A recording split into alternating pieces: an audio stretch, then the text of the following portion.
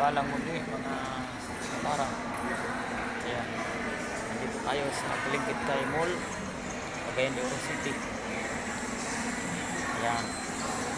So, mayroon na rin palang gubat dito sa loob ng mall mga kapara ko. Ayan. Kita natin na mayroon na rin bangin na may lumalabas na tubig. Ayan. Para nakikita nyo na napakagandang view. Ayan.